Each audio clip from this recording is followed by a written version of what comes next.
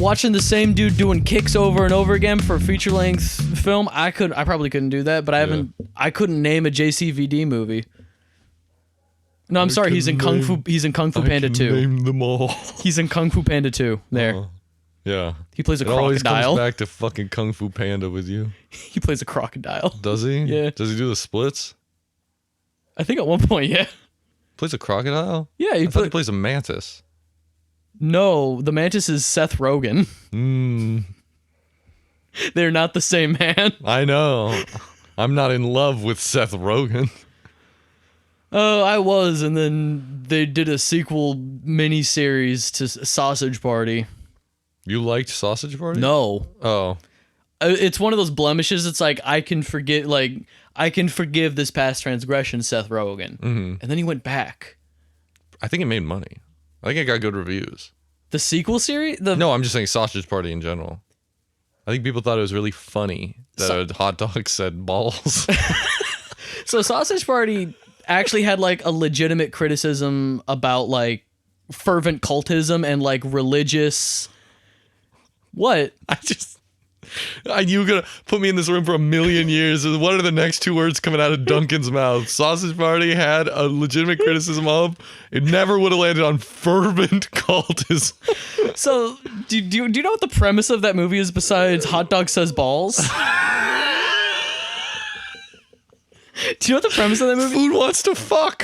So the food that lives in the supermarket thinks that humans are like angels to whisk them away to heaven, basically. They don't know that it's actually the devil that kills and eats them. Food doesn't know that it gets eaten in that movie. Okay. So it's about food, like once food realizes they eat us, they fight back. To escape. But it has this, like, there's this like cult mentality. There's this this religious kind of ideology around, you know, this. It's almost like a rapture for them, being whisked away from the supermarket. And then at the end, they kill human and fuck. They killed a human? Yeah, the legitimately the sequel series is Planet of the Apes style. It's like we've killed all of the humans and now the food must survive in a world that was like built for humans. But there's still like animals and shit, so it's like, could give a shit, pigeons. Fuck. I love Planet of the Apes. Let's talk about that.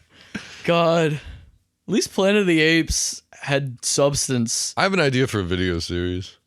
You tend to take things when you do like dive-ins, like just now, fervent cultism, heavy words and stuff. I want you in front of a whiteboard. When we pick a movie, some bullshit movie, and you break it all down for us in like a Pepe Silvia style, sort of like that, like a full-on scale breakdown with letters and arrows and stuff. I think that's got some legs. In the corner, I've just drawn a hot dog with a huge realistic cock and balls. Exactly. So I'm here to talk about Seth Rogen's Sausage Party. Now I know what you're all thinking. Hot dog says balls. But actually, the devil is among us. Oh my god. Well, that put a little pep back in my step. Thank you, Sausage Party. Yeah, no one get ever. ready to take that pep to the fucking grinder. I wouldn't have minded 6 or 7 White Claws before we watched this week's movies. Oh, fuck. How long have we been... I forgot we were doing anything. That's okay.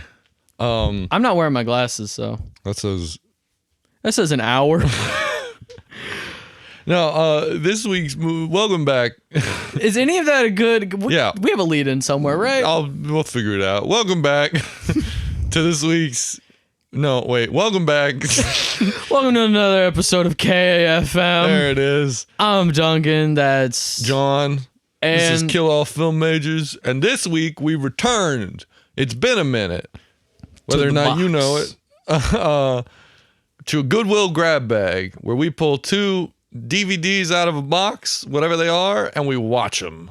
And this week was Resident Evil. Resident Evil by Paul W.S. Anderson. Starring Millia Jvovovvich. And what the... Rescue Dawn. Okay. Starring Christian Bale. Directed by Werner Herzog. Whoa. Brother, I don't know what to tell you about this.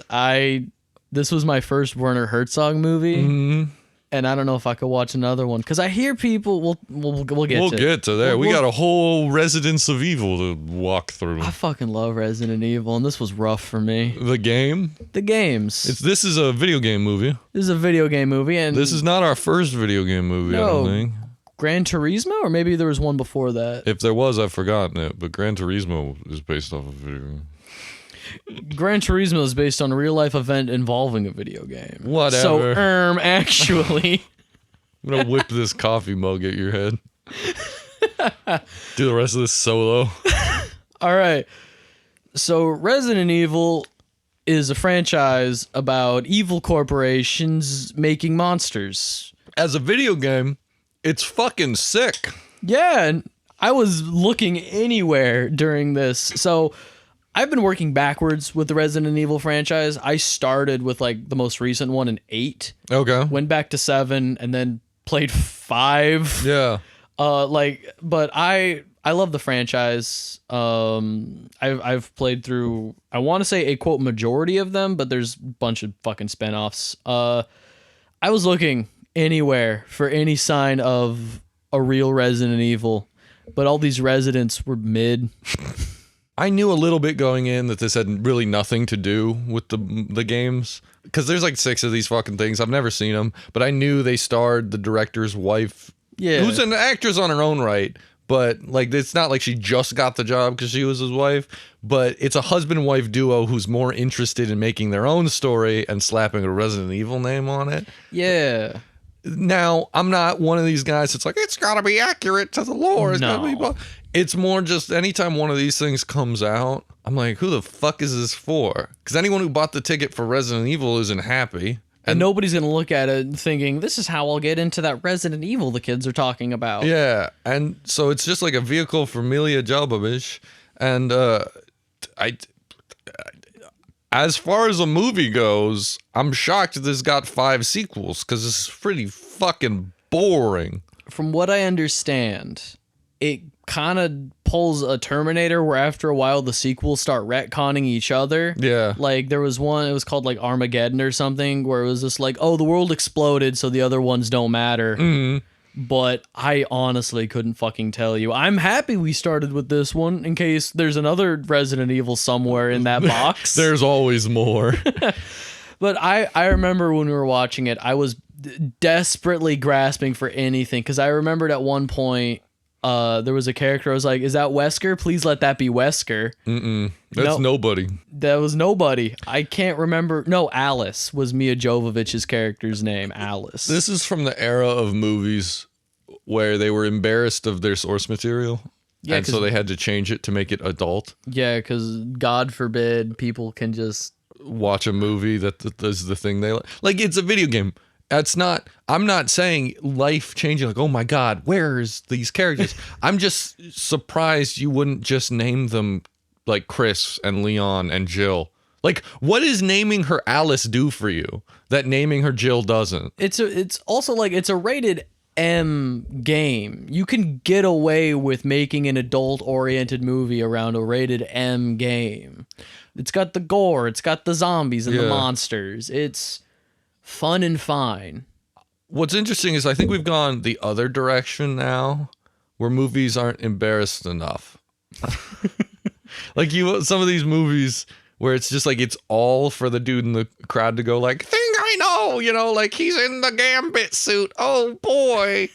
And like you're like, all right, like we can split the difference where we can like make a movie that's a real movie. But also, if it's got the branding on it, it might as well connect to the... Because we got that other fucking one coming out soon that we're so excited to see of Borderlands, which could have starred Millia for all I cared. Would have been the exact same. It looks like a throwback to this. It does. It looks like a throwback to bad video game adaptations. And I'm a believer that video game adaptations are bad anyway, because I think... what's underestimated in a video game is your own interaction. Even if it's a story-based game, you build the connection through you as a player doing things, and by clicking the buttons, it gives you an investment in the game that you might not even actively realize. And so a lot of times video game stories are shitty by comparison, or bare bones, or just sort of pared down, because when a game tells you to be invested, you're not. But when you click a button, you are.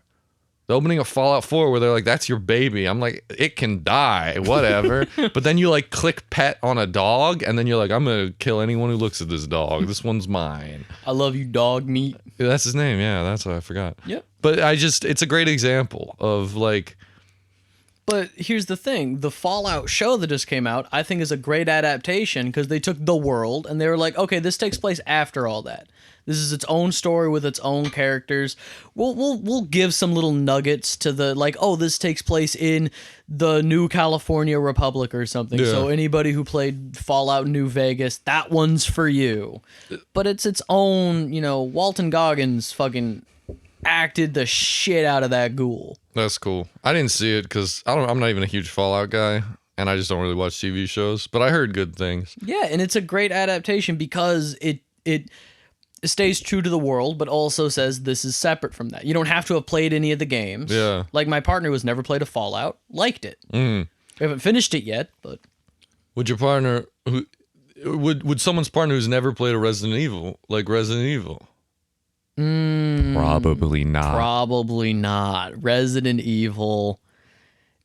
Calling it rough feels like An insult to sandpaper. I was trying to think of another movie that we've called rough before. I don't know. All I know is his movie looks like it was made for about $65. It's one of those movies that looks at every other popular movie at the time and is like, okay, we'll do that, but worse. Yeah. It stars an insomniac woman. For anybody familiar with a lot of film tropes, it's the Born Pretty Yesterday trope, where it's, beautiful insomniac girl. Millia Jvovovich. You mean amnesiac? What did I say? Insomniac. Sure. She can't fall asleep. Amnesiac, born pretty yesterday. It's the same character she played in fucking Fifth Element. It's the same archetype. She's just got those like big doe eyes. The character really is just a vehicle for the plot to happen. They give her amnesia just to explain things at her. Yeah. But she wakes up in the mansion. The RE mansion. There's a mansion in Resident Evil. Oh my God. There's always a mansion. But it looks nothing like the mansion in the game. And they're like, we got to get the fuck out of here so we can start our better script. And you're like, okay, what's that? And they're like, all right, there's a SWAT team and they're going underground into a bunker. That bunker is a skyscraper. That skyscraper is an AI. That AI is making zombies. Basically, they look at every cool location because it's like, okay, a major location in the early Resident Evil games is Raccoon City. That's where like all the zombie shit started, was in Raccoon City. The mansion in RE1 is like just outside of Raccoon City, and then Resident Evil 2 takes place at the same time in Raccoon City as the virus is spreading at like a police precinct. And so they took all that and they said, we're going to start in the mansion and kids are going to get excited about that. Then we're going to leave. Oh, we're going to Raccoon City. Nope. Under Raccoon City. You're never going to see outside again. No, because that sounds like it would be, I would need to shut down a street for multiple days and film, and that sounds really expensive. So What if instead I film in a warehouse? Going to white sterile rooms. They could have used the same 3 rooms in this whole movie and I would never have known. That's because they did. They walked one direction, they turned around, flipped the lights, and walked the other way. Terrible. And it looks like an office building, but like a sciencey one. There's some like lab shit. Because the plot is Umbrella, the corporation, made the virus. That's taken from Resident Evil. But like, it's like the loosest connection where it's just like, we need a name for the villain. Well, luckily, they already wrote that, so it's Umbrella. They just got to slap that red and white octagon on anything. Yeah. And I'll point. Yeah, I saw a car with that. I was driving past a Chuck E. Cheese, and this dude was leaving with his kids, putting them in his Umbrella car, and I was like, save them! T-Virus started in the fucking ball pit. That's the T is for tetanus.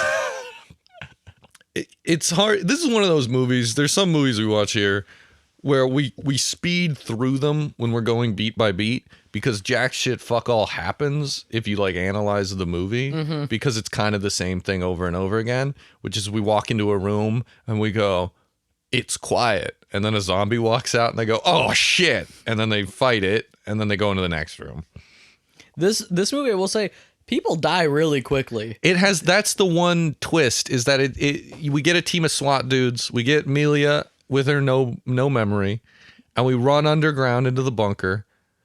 And I mean, within 15 minutes of entering the ground, this is like a team of like 8 dudes. Mm-hmm.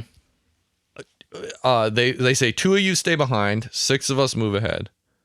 4 out of those 6 die in the next room in the same death trap. Yeah, it's just a bunch of lasers, and it feels like it's playing with them because the first laser scrapes the ground, so a couple dudes jump over it. One dude gets his feet cut off, and then it's a laser in the middle of the room, so one guy ducks, one guy jumps up and is hanging onto rafters, like just planking on the ceiling. Good core strength. Dude was probably fucking ripped under all that heavy gear. Like but it's giving like all these arbitrary like jump. It's a video game puzzle. But then it's just Swiss cheese machine. It looks like chicken wire fence. Like it's just a bunch of like a crosshatch patterns. Like just lead with that. Undodgeable. Just lead with that. But then there's no drama. I guess it costs $1,800 to turn those lasers on per beam. They're saving money. No, they're actually they still ended up with that. Oh yeah, because I would have just swooped the room and been done. They actually set off. Never mind. I'm a fool. No, it is. So like one gets his feet, one gets his midsection, one falls over and then can't jump or something like that. I don't remember why. And then the final one just gets Swiss cheesed. And you're like, all right. There goes our crack team of dudes. You're like, you want to get picked off one by one. You want them to get like that's at least tension. And you're like, if you're not tense, you're watching the movie like, oh, what's the cool death? Because it is kind of cool to get laser wired. And the way they do it, where you like one guy, he goes like shit right before he gets laser wired, and then we see him fall in half. But we don't see him. We see that he starts to fall, and then we cut away. It's a fucking PG-13 movie. Mm-hmm. I hate that. I hate movies that are about killing your entire cast, but we can't see it. Like Tarot. Tarot, like, didn't half of them live or something? I don't know. Yeah, show me them die. We should have found something to watch to do an episode with Tarot about. We can. We'll have to rewatch Tarot because I don't remember that fucking movie. Anyway, I'm trying to pull We'll do Tarot with, like, It Ends With You or some other white woman bullshit. I was thinking just any other movie about cards, like Now You See Me. That's good. So we're left with Millia Jvovovvich. Yeah, a scaredy cat dude. Well, I was Millia Jvovovich and Michelle Rodriguez, who are the only names on the cover of this movie. Yes. And Michelle Rodriguez, again, a real actor who is just so early on in her career that this is what she was getting. And the direction for her was super weird because she's staring at people. Yeah, I mean, she's mad dogging everybody in this movie. Early on in her career is what you're getting. I mean, after these Resident Evil movies, she did that Monster Hunter movie, directed by Paul W.S. Anderson. Yeah, but she was also in Dungeons and Dragons, which was good and fun. Michelle Rodriguez. I thought you were talking about Millia Jvovovich. Oh, no. I said her name right that time. Well, you said Millia. Oh. Like from Guilty Gear. That's a different game that needs a movie. No. No Guilty Gear movie? No. It would just be directed by Paul W.S. Anderson. All the characters would be gone. They would dead name Bridget. What's Bridget's other name? I don't know, but she's canonically trans. So. I know, but she doesn't have a name other than Bridget. Okay, you're just throwing that in there for your little Guilty Gear points. What do you play? On Guilty Gear? Yeah. Nothing, because I only play good video games. Excuse you? I don't play fighting games. I play games with substance. Mm-hmm. Like Darksiders. Darksiders is cool. They should make a video game of that starring Millia Jvovovich. A video game of that? Whatever. I hate all these movies. Every video game sucks, and every video game movie sucks worse. You just saying that because you play League. Exactly. No, so we're left with Millia Jvovovich and Michelle Rodriguez. And a dude who's scared. There's 2 dudes. Yeah, and they look very similar. It's really hard to tell them apart. Interchangeable men, but one of them is handcuffed, because he works for Umbrella. I straight up forgot about that dude existing. Yeah, like hands behind his back. He's handcuffed for like half of this movie, and we were talking about it. Like after a certain point, it's us versus them. Like it's humans versus the infestation. Yeah. Give that guy a gun. Just uncuff him. Where's he gonna run? We locked the door in. Go ahead, run down that sewer of zombies. Yeah, so there's a dude handcuffed, and then there's a fraidy cat dude. So all those dudes are dead, and they're like, well, we have a shock bomb to shut down the AI that runs this bunker. And you're like, okay, what is an AI? Whatever, sure. Why is there an AI in charge of the bunker? And then you think that's going to be the movie, is getting down to her. Nah, she's in the next room. So they just walk in there, and they set off the shock bomb, EMP, whatever it is. But right before they do, the AI appears as a little hologram red girl and goes, do not shut me off. I am trying to save you. And you're like, you just lasered 4 people. Why did you do that? You are artificial intelligence. You're not a child. No, but also, you couldn't appear before we went into the laser room? Or lock us in the laser. Like, I don't love dissecting logic in movies if it's like for the movie happening, but if it makes no sense, it annoys me. Yeah, and that little girl hologram showing up. Yeah. And then, so they just shock bomb her, AI turns off, and when you turn off the AI, you release all the zombies, because they're just this place is riddled with, it used to have scientists, they all got infected. The opening of the movie is you see the infestation start and they all die, and then they're going to wake up as zombies. There's a really cool tense scene at the beginning with an elevator. Oh yeah, a woman gets her head cut off or some shit. In an elevator, but they don't show you that because it's PG-13. And that never comes into play again. No, it was just Paul W. Sanderson was like, what would be cool with an elevator? Early on, I remember thinking like that's going to come into, like, we'll see. They're gonna try and go into an elevator and find those bodies in there. Yeah, or maybe like some of them are zombified, and then there's one headless woman. Again, you can't show that. No, because the movie sucks. At a certain point, I don't remember when Millia Jvovovvich is looking around and Alice is looking around, and she's like, "Oh yeah, I worked for Umbrella" or something. Sort of. So we get these hints that someone in Umbrella was a mole and was giving information to shut down Umbrella because of their zombie program. Because it wasn't stars in the movie, right? Going after Umbrella, it was just a SWAT unit. Yeah, it could have been stars. Again, people would have been like, "Oh, stars." No, there's like, it's dudes. So we're getting lower and lower, and zombies are out now. And so then there's a huge extended fight sequence of zombies where another dude dies. But what doesn't make sense to me is it's like a room where all the zombies wake up. This is like the big, why didn't you kill 4 people there and 1 guy in the laser room? Because if it's a horde of dudes, that makes sense to lose tons of them. And that's like a movie. Because the lasers. We know the lasers are strong if 1 guy dies. Like, do the exact same scene, but the laser shoots low, he jumps over it. The laser shoots mid, he clings to the ceiling. The laser shoots whatever and he dodges it. Like, he like does some part. Like have one scout guy that's like, I'm gonna double check the next room, everybody stay Maybe here. he does some cool backflip and then mesh wire laser and he dies. We don't need to kill 4 dudes. It doesn't make sense. Like, as a movie. Yeah, no, it happened. We were talking about it. Like, this feels like the beginning of Act 3 to a movie that we've just entered Act 2 with. Because Act 1 is like the mansion for 2 minutes, and then... And it feels weird it might sound weird to focus so much on that laser room, but that's the most people that die in the entire movie, in the opening. And then it's a long bunch of nothing where 1 dude dies. To a horde of zombies. It's like he gets bit, or something, like he's turning and he's just like... They don't turn in this. They don't turn until the very end, but like... But he's going to is the thing. So he's like, leave me, and he's got a gun, and it's like... Oh, no, you're thinking of that. I'm not talking about that. There's a different... At the beginning, at the horde, remember? The like, open the elevator, and he gets like tugged through the door and like torn to pieces. Is there a third dude? There is. Okay. There was a third dude that lived. 2 soldiers that look the same and the dude in handcuffs. Okay. Michelle Rodriguez and Millia Jvovovvich. There was 5 people that survived? Yes. Oh my God. Because there was 9 or something and 4 died immediately. Okay. So there's... That dude dies. Yeah. And then they just go on, and then they go into an office space that doesn't look at all like anything else in the movie. Jvovovvich remembers she's the mole they've been talking about. Again, we're going through this really fast because this is intercut with just people walking around and just slow flashbacks of like, who am I? And I'm like, good fucking question, movie.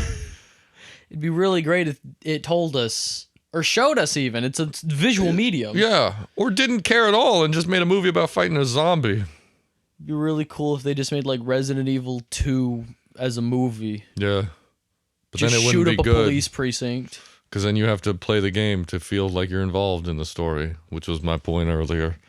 I think you could, like, because that's the pathos of watching a movie is getting involved with a character just based on an actor's performance. I guess so. So you could make Leon Kennedy like a likable protagonist. Are you saying Millia is not a likable protagonist? No, because she's not a protagonist. Hmm. She's an empty vessel for the audience to like try and project themselves through. It's like, I also don't know what's going on. Like a video game character. Explain the world to me. But then, yeah, that's my issue here is that they're trying to, we're going to explain things at you like a tutorial in a video game. Make a video game with no controller. You're like, wow, this really ruins both halves of this. Isn't that what Hardcore Henry was or whatever? I never saw it. Me either. It was a first-person movie, and that sounded awful. I know, and it has CGI blood, and I'm like, This movie had real corn syrup. It's true. I don't mind real shit. Like when all the zombies are walking around and stuff and people fall over, it's like, hey, cool. Yeah, those were actual extras. Those were people that were paid money and sat in a makeup chair. This is back when you had to make a movie. You couldn't just put a green screen up and be like, it'll be Star Wars in a year or two. We're gonna spend 3 months filming a movie and 9 months in post-production getting all the special effects work done. And we're gonna have to re-edit it because our Chinese investors told us we gotta cut this black character. Is that what happened? Look at any Chinese poster for Star Wars. Finn's not on there? He's not on or he's shrunk. All of them. That's crazy. That's why he's not the main character by the end. That's why he's not in any of those. That fucking blows. Dude, I'm telling you. Because I like John Boyega a lot. Yeah, so like, he's a good actor, and he's one of the 2 people in that entire movie that has charisma. The other being Oscar Isaac. Yeah. They should have kissed. Yeah. Just dudes. Again, they don't like that in China either. So, No! China needs to stop being racist and homophobic. I'm going to say it right here and now. So, Millia remembers she's the mole. The dude in handcuffs remembers he's the guy. And they're like, all right. So then they have to fight off zombies. And they realize this changes nothing. the only way we can beat... Oh, and there's the Scottish dude. Huh? The villain of the movie eventually. There's another dude on the team. What are you talking about? Because there's 3 people. There's 2 amnesiacs. What? There's Millia. There's the dude who turns out to be the villain.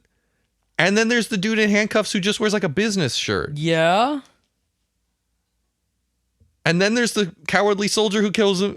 And Michelle Rodriguez. Who's mad talking to everybody. So there's 5 still. Because there was a dude who got pulled into an elevator and killed. So there was 6 and 4 died earlier. So there was 10. I said there was 8, then 9. I keep remembering people in this movie. I don't know what Scottish dude you're talking about. We'll get there. Okay.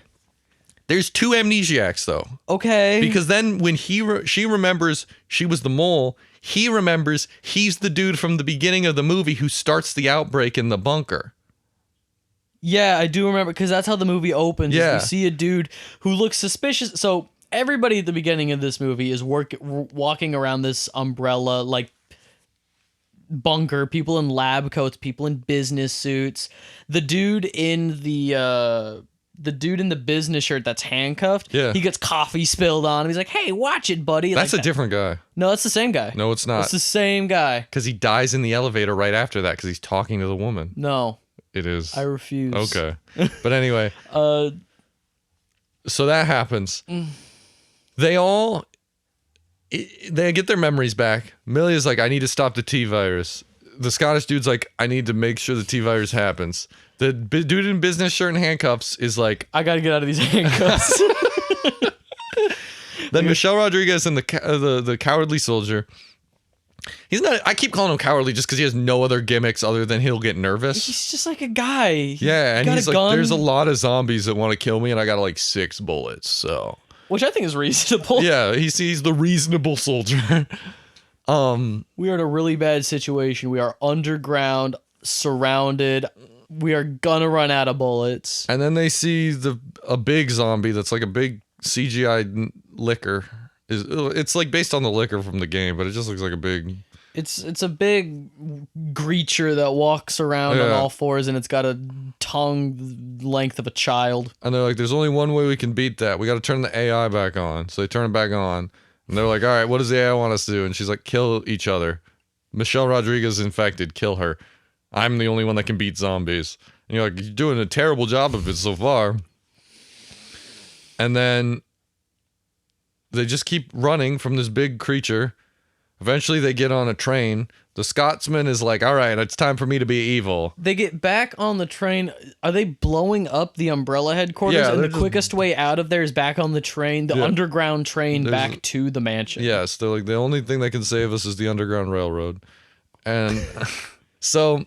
the liquor kills the villain. Do you remember? Yeah, that was fucking... He got ragdolled. And it's a really weird cut because he can't show his murder either because it's PG-13. So we just cut back and there's just blood everywhere and he's just laying on the floor. He gets jumped and then it cuts to surveillance feed of them watching him get attacked. Yeah, no, it does not look good to be him. And the footage they're showing on screen, on set, it's just the dude rolling around screaming and then they CGI'd the liquor on top of him.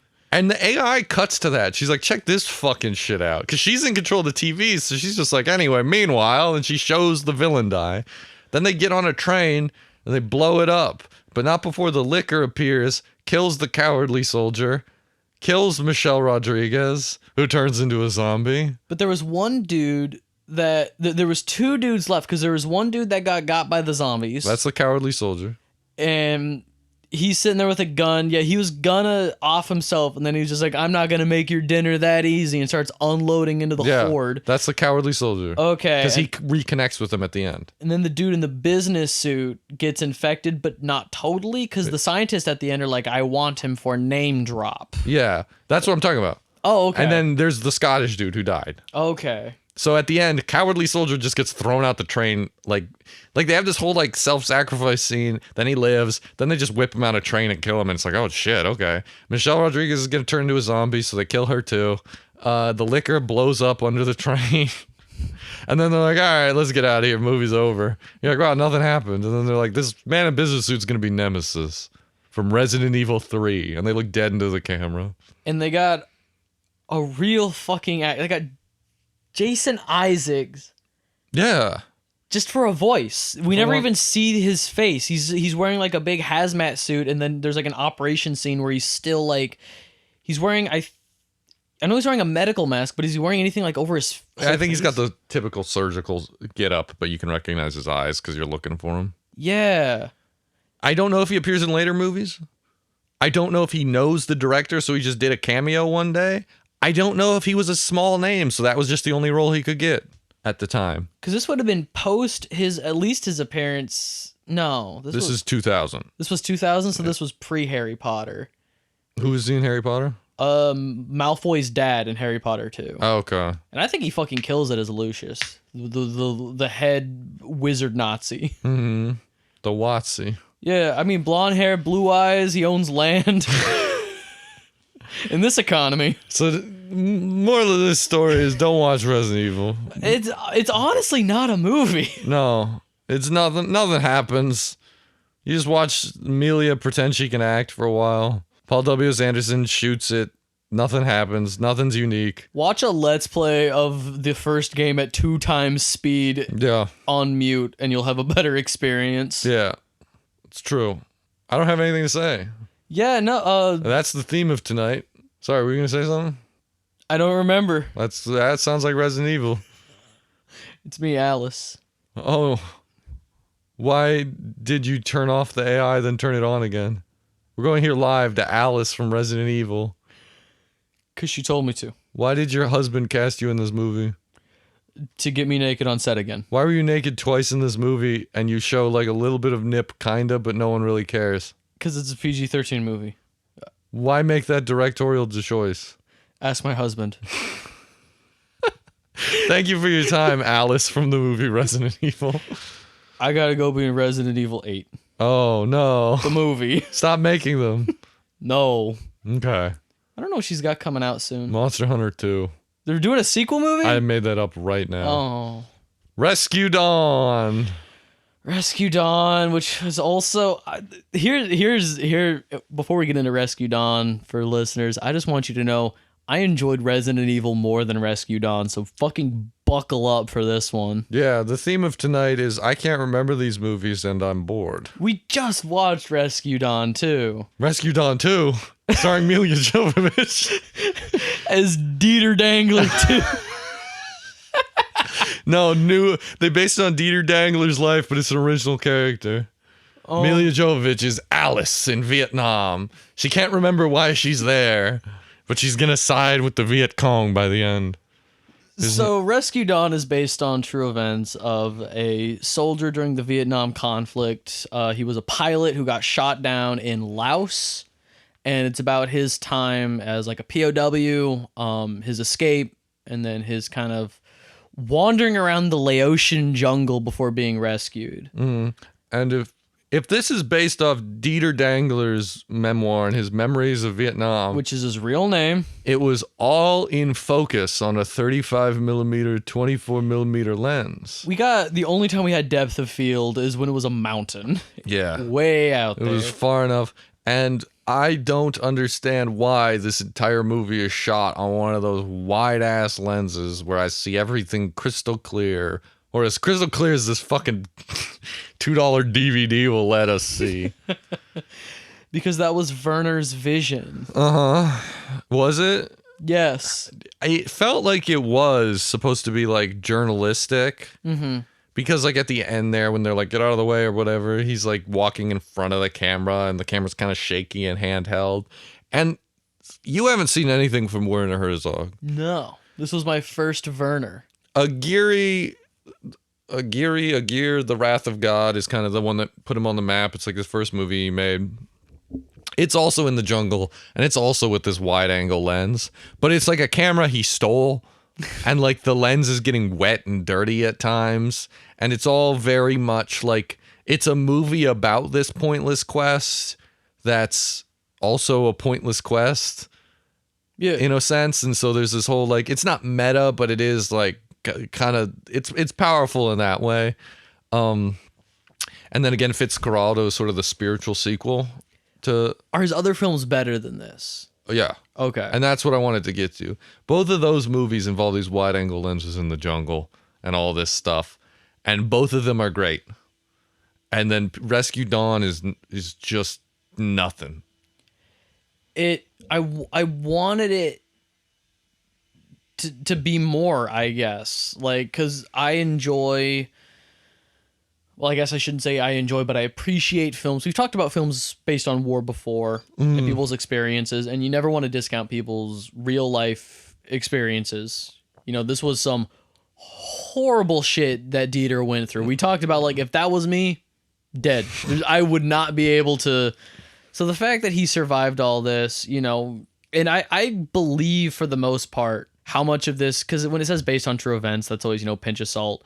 But I was looking up the information about this film, and Werner did a documentary about this guy like a decade. This was what, 2006? Yeah. So 1997. So about a decade before, Werner was working on a documentary about this guy. This is a guy that he is like, he's so passionate about this guy's story. He tackled it for 2 different feature length runtimes. That's the word I was looking for. Everything in the story is pretty believable. As far as like, you're like, how much did they change from based on true events? I mean, the movie itself is a dude went down in Vietnam, lived in a POW camp for a while, and then escaped. Well, everyone he knew died, and he managed to live to tell the tale. Like, as far as believability goes, 100%, because nothing in that fucking movie, nothing happens. Yeah, it's that's the whole plot. But it's like an hour in the POW camp, and they're slowly working on like, okay, we found ways to stash food so they can't starve us. We found ways to like get out of the handcuffs they tie us in at night so we can, you know, plot and scheme during the night when everybody's asleep. We learned their rotation routes, and you know, when they go to get food, they leave their rifles. So we'll have this much time to do this. And like all of it in the moment watching the film, I could appreciate each scene with, this is new information. Yeah. You're giving me new information, so you're not a useless scene. I see where all these pieces are coming together. And I guess that's kind of what I appreciate about Werner Herzog as a director, is very much, he doesn't seem like an action director. He's not gonna speed things up for the sake of a runtime. No, he's going to take his time. He's going to film what he finds important. And in this case, every single footstep, burp, fart, and gulp was important in the POW camp.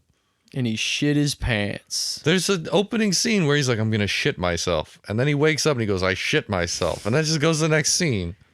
They're dragging him through the Laotian jungle. And he's like, I can't, this sucks. Why did you, God, the dialogue was, because he's talking to a bunch of, Laotian locals, people that don't speak English. He doesn't speak Laotian. I don't know what the could be language of Laos is, but he's talking. He's like, why doesn't anybody here listen? I said I was gonna shit myself, and I shit myself. Nobody listens to me. I said I had to use the bathroom. Like, he's cracking jokes. He's almost smiling. Yeah, and maybe that's in the memoir. Maybe Deiter Dengler was known to be a funny guy. I personally think in that opening few scenes, he had resigned himself to death. He didn't know how long he was going to live for. And he's just like, they all got guns or something. They're going to shoot me. Mm-hmm. Because the opening, he gets captured really quick. Yeah, it's maybe like 10-15. Yeah, it's like 3 minutes maybe on this ship. Like he's on an aircraft carrier. It's a little more. There's like 2 meetings. Oh yeah, because there's like a meeting where it's like, we're gonna commit war crimes and go around Vietnam through Laos, and then it's him getting outfitted. He goes to the petty officer in charge of like supplies and stuff, and it's like, hey, I need this, and that. I want a compartment to hide my passport in. And if this sounds irrelevant, banal, and kind of boring, you're right. And then there's a second meeting of, cool, everybody's outfitted for their war crime mission. Go team! Yeah. And then we get some flying, and he gets shot down. But again, that's like 10-15 minutes. Yeah. The movie starts pretty quickly, but then it's him wandering and it's not even like that long before he gets captured. He lands face down in a puddle. He wakes up and he's just like, oh shit, I'm in Laos. Yeah. That's a war crime for me to be here. And he's running away. He just starts running, and we slowly pan wide, because of course we do. Everything's wide. He starts getting shot at in the same field. And we see people chasing him. And then it's kind of just him running for another 10-15 minutes. Ducking and weaving and bobbing. Serpentining bullets. But after he gets done dodging all those bullets, he just kind of like lays under leaves and trees and puts his face back in them puddles. Which again is probably true to real life. Yeah. I believe all of that happened. Wasn't interested in seeing it. Did we need a dramatic, because he made the documentary. Right. He made the documentary a decade earlier. And this also had, like, this starred Christian Bale, who wasn't unknown at the time. He had already been in American Psycho. He had already, at least the first Batman movie was announced during the time of filming. I don't know around the time which would have been shot first, because Batman Begins was like 2005. This was 2006. So This was filmed in 2005. Okay, so was Batman Begins 2004? No, I think Batman Begins comes out while he's filming this. Yeah, okay. So he's off having a terrible time in the jungle while he's also raking in millions as Bruce Wayne. And it's just, we talked about this a little bit on the other war movie we've pulled out of this box. Jarhead, which is again this incredibly like boring movie, but that's the point of the movie. At least it kicks in the third act. I still think about those geyser fires. But the movie's like about how like nothing happens for you're driven insane by nothing. This movie is sort of the same, where he's being tortured effectively as a prisoner, but it's also just like, it's just alone in a forest. Like, you've got nothing, you've got no way, like you've got your chance of being saved is someone flies over and saves you. You just hope. And so I find it interesting that these movies are made and they receive critical acclaim. Like we looked up that this movie was received. Yes, but it didn't do well financially. Which makes sense. But it's just really hard to watch because you're right. Like this makes sense as a documentary. This makes sense as a memoir. It doesn't really make sense as a dramatic movie because when he's finally done running and he gets captured, we just sort of watch him exist in a POW camp for an hour and a half. Which is why I'm always concerned about when you base any movie on real world events or, anything that actually happened, whether it's somebody's life or some event, you always toe the line of clearly drama happened. Otherwise, we wouldn't be wanting to make a film out of it. They wouldn't have piqued anybody's interest if drama didn't occur. Yeah. But at the same time, was there enough drama involved to justify the film on its own, or how much are you changing to justify the film being made? Like, I always go back to The Hurt Locker, which was a hugely successful movie about war, about people, specifically bomb technicians, people who would disarm ordnance, based on true events about one guy that just couldn't fucking handle that job and he was losing it, and then his partner who was keeping it together, and the drama there, them butting heads. Powerful fucking movie. But again, that comes, I don't know how much of that is real and how much of that was changed for the sake of making sure the drama stuck. How often did they actually butt heads? But it was also recent enough. The events, it was one of, I can't remember if it was the first Persian Gulf War or the one that was happening at the time when it came out in like 2006. That would feel too recent. If it was like, hey, this guy just came home from war, let's make a movie about him. Mm-hmm. But I'm always so, I don't want to say that I'm delicate about it, but I'm always concerned about if we change too much, is the family of the survivor going to be upset? Is somebody who is genuinely affected by the effects of this story, what actually happened, are they going to have an issue? Because that would be my major concern with anything based on true events, is wanting to make sure anybody that was actually involved in what happened, I would want them to be comfortable instead of me turning their real life events into something easily marketable. We're going to throw this up in theaters. And this felt like a very honest retelling. For me, it would be like, if you're changing that much, if you have to change it to make it dramatic, shit, man, clearly it's not that much of, it's not a story that's good for a movie. So just make up a full story entirely. Make up a full, like if you have to change it to make it dramatic for the movie, make up the story entirely. And so, not to discount his story, obviously, my thing is more just it's such a weird move. We're just in this POW camp watching him just have conversations with people, with other POWs, about where they're from or what they're gonna do, and you're like, okay, but then they don't do anything, which makes sense. Probably, I mean, like, we're not hearing Rambo style escapes in real life and stuff. This isn't Hogan's Heroes. It's not. But then, like, the people who guard him are like a little person named Jumbo and a dude they call Crazy Horse who does backflips and like martial art moves all the time, like spin kicks. It's a little goofy, but at the same time, that could come from the memoir. If that's real, I'm like, what? Maybe it's real, but why? What's the point of this movie? What is the point of this movie?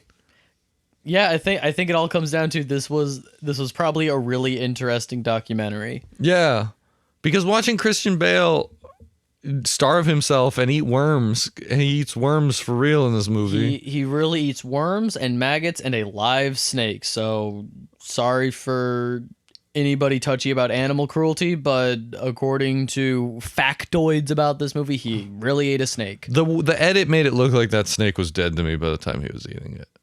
Probably. Because he's holding a live snake and then it cuts and then he's eating from something. Yeah. But the worms or maggots were going right in there. He was mashing those up. Wiggling and everything. No edit, no cut. So nice. You starved yourself and ate maggots so I could be like, this movie needs to end. Check the PlayStation remote for the runtime. I remember I remember the specific points when you asked. You asked at 45 minutes. Okay. Which was just under half because it's a 2-hour long movie. Yeah. You asked at an hour 35. Okay. So I was holding it together pretty well. Yeah, but then it was every like 3 minutes when we were getting close to It was the more like every 10. No, you were asking like every time we jumped location. Okay. I'd believe that. Because we get to the end and I'm like, this movie needs to fucking go, dude. Because he escapes with a guy. He escapes with Steve Zahn, who's the other name on the box for this movie. He escapes with Steve Zahn, and they make it to a small village, and they're, you know... And if that sounds like the first event to you were describing in this movie, that's 90 minutes in. Yeah, that is so deep into this movie. Act 3 is we're escaping. Yes. Because they escape. What do you want from me? I described there's one scene where they get out of the handcuffs, there's one scene where they figure out how to keep themselves fed, and there's one scene where they figure out when they can get guns. Yes. So and then a guy does a backflip a couple times. And there's a Vietnamese woman who goes, "What is this for?" holding up a piece of glass. Not in English, in Vietnamese, none of which is subtitled. So, which is, again, true to the experience, but also I'm like, man, I can't even speak what they're saying, right? Like, I don't even understand the words that are, I'm just hearing noise. I appreciate that from a filmmaking perspective, though, of no subtitles in this movie. Yeah. There's enough subtext and there's enough like visual cues you understand. Yeah. Oh, nothing's happening, just like the scene in English. And he's like, I use this glass for shaving. And she finds him charming because he's Christian Bale. And then I'm like, all right, next scene. Fucking Bale. So yeah, he escapes with Steve Zahn. They wander around the jungle just like he was doing before, sleeping under leaves. But now there's two people, so they can have some very mild conversation. They get caught in a mudslide, and then they're in a little raft going down a river, and then they get leeches. The raft goes over the waterfall. They're not on the raft when it goes over the waterfall. No. They escape and get covered in leeches. They get covered in leeches. And then Christian Bale is pulling them off his body, and it looks like they're stuck on there for real. And considering he was eating maggots, he probably did just cover that dude in leeches, huh? Yeah, that's... Not Steve Zahn. He was like, nah, you could miss me with that. You already put me in muddy water, you fuckers. Cover him in leeches. Christian Bale... I said it while we were watching it. Christian Bale strikes me as the kind of guy... Yeah, he's handsome and marketable and gets cast in these big budget things. But he's also an actor. He probably likes doing things like this. Yeah, he's secret nuts. Well, not so secret, but like everything he does, he's always... Oh yeah, like you see what he did to what he does to his body for movies, you know, for between like The Machinist and then getting jacked for Batman. He starved himself for this. You could tell his eyes were sunken in and stuff by the end. Like, he was starving himself.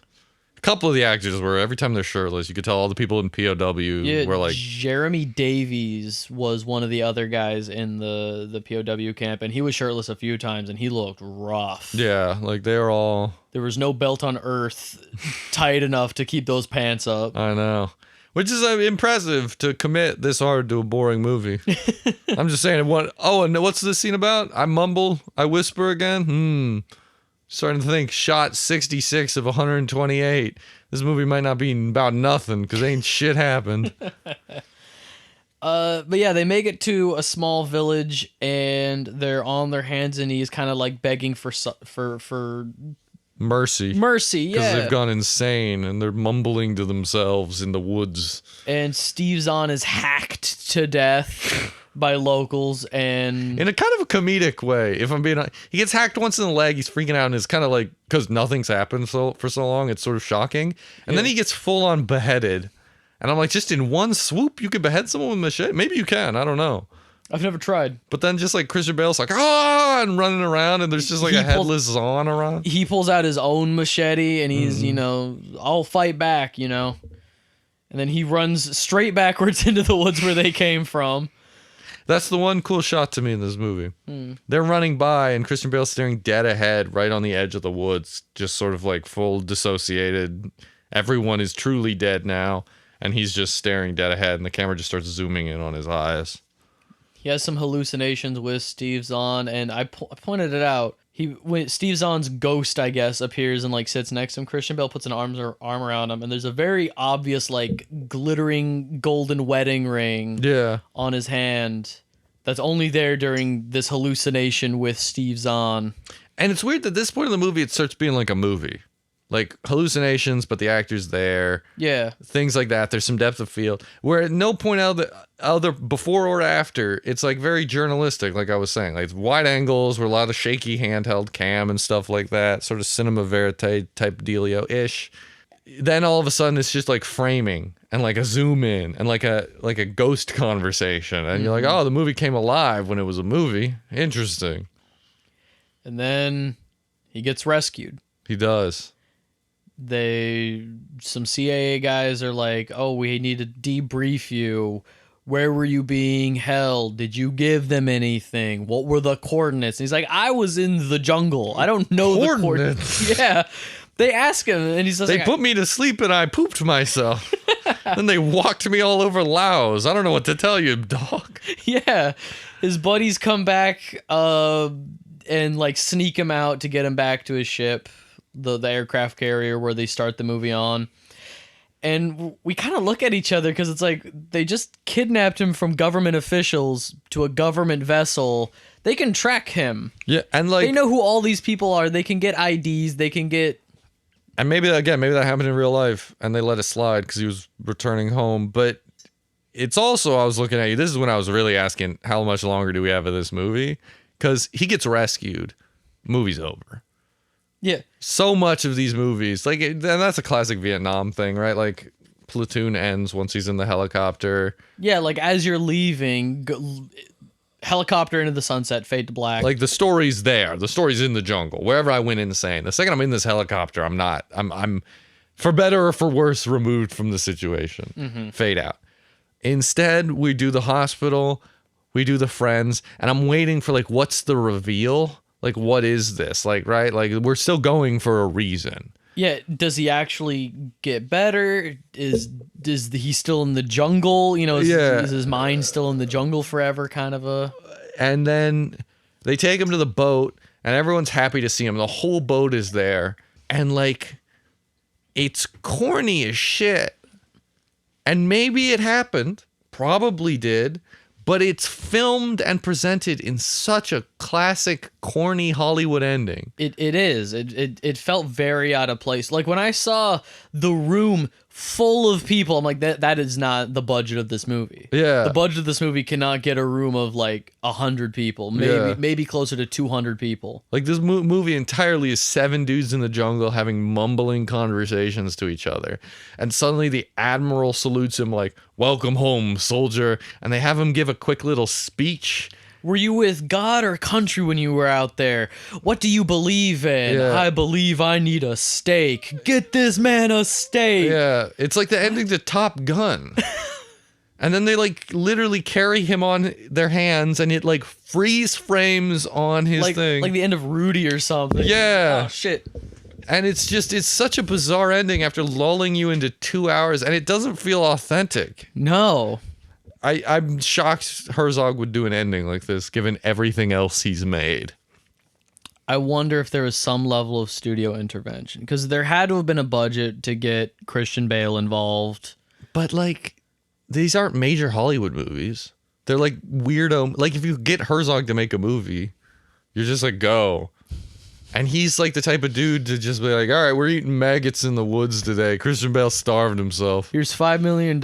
Come back in 1 year with a movie. Yeah. So like it would be weird for them to be like, we need final cut on this memoir. Because I don't think he would agree to that. No. It could also be because, so this premiered at TIFF a year before it actually, in 2006, and then it actually got full distribution in 2007. So I'm curious if maybe for major distribution, if that was a scene that was kind of tacked on at the end, because I feel like that kind of ending would kind of rug pull any critical acclaim, which this got, like we said. Yeah, this got great critical acclaim, but I'm wondering if because like anybody watching this movie critically, anybody watching this movie through the eyes of somebody picking it apart, at the very end, having that as the ending would leave a bad taste. Is leaving a bad taste in my mouth. Yeah. And again, it's, I mean, how many times can I say it? Maybe that really happened. It probably did, but holy shit. Lie. End earlier. Cut. We're already at 2 hours. We don't need the extra 15. 205. Whatever. 205. Cut it 150 then. Cut out 130. Every movie should be 90 minutes long. A very respectable movie length, 150. I don't need to see him get carried around saying, eat steak. I believe I need it. His vocal performance was weird in this, right? Like, Because he did the whole movie like this. Does that even pick up on I don't think that's picking up. But yeah, no, he was. We gotta get out of this Viet Cong situation. But I mean, like, even when he was just talking to like his buddies or something, like, Yeah. because Christian Bale does a very good American accent. We've talked about this, but there was something about it that felt different. Something about it was not sitting right. Because the emotions don't make sense from scene to scene. He'll laugh, he'll freak out. Maybe that's insanity, but as a movie is also a movie, regardless of if it's true. And you're conditioned to respond to things, and you're conditioned to like interpret things. And when a character is laughing in a situation that should be dangerous, but then later thinks the situation is dangerous, it doesn't make sense. There's a cognitive dissonance there where I'm like, these scenes don't line up. What is this character? Yeah. Who is this guy? And we don't know. And we never really get an idea because it's more just about documenting his like events, but it's strange. He died in 2001, so there's definitely a chance Werner Herzog knew the guy when he was making his documentary in 96, 97. How did he die? Was it a plane crash? I don't like where this is going. 2001 plane crash. No, the ending of the movie, freeze frames, and then text scrolls on. Oh, yeah, he... Like, again, true, like a where are they now? Like freeze framing at the end of the buddy fucking, like, college comedy. Where did he... Yeah, he went on to be a private civilian, but he worked for a... He was a test pilot. Retired soon after becoming... It says he survived 4 other plane crashes. But didn't survive the 5th? Well, I don't know if the implication is he just crashed 4 more planes and that's like an ending, or if he died on the 5th. I don't know. Do you want me to look it up? No. Okay. The less I think about this movie, the better. He died February 2001, so... Why do you know this? Because I just looked him up. Oh, okay. I didn't see that happen.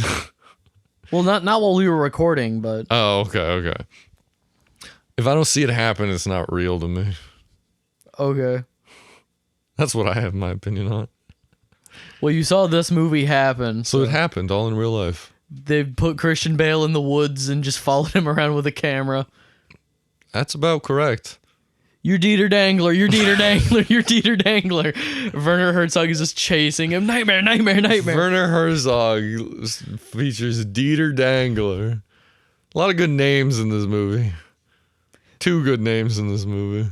Well, there's Deiter Dengler, Jumbo, Crazy Horse, Spook or Spooky. Spook, Little Hitler.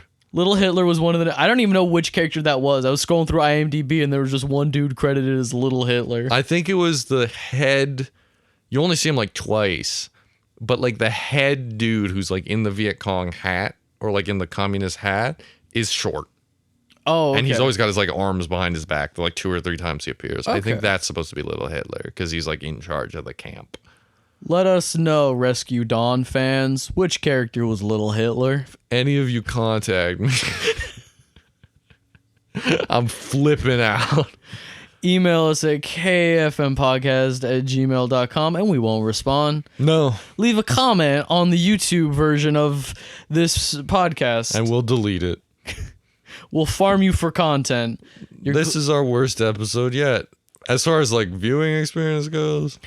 It sucks because I wanted to like Resident Evil so much. Did you? That's rough. I really wanted to like Resident Evil. And you're more positive than I am. And if you want to like something, you can generally find something to latch onto.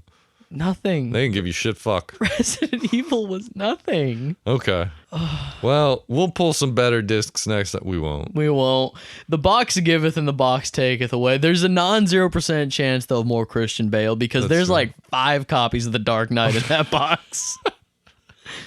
All right. Well, stay tuned for more Christian Bales or Resident Evils. Maybe that's what we'll start doing. For every Resident Evil, we'll find a Christian Bale movie to watch. If we want to watch the rest of these. Or not. Oh, Christian Bale out. Let's get the fuck out of here. All right, cut the feed.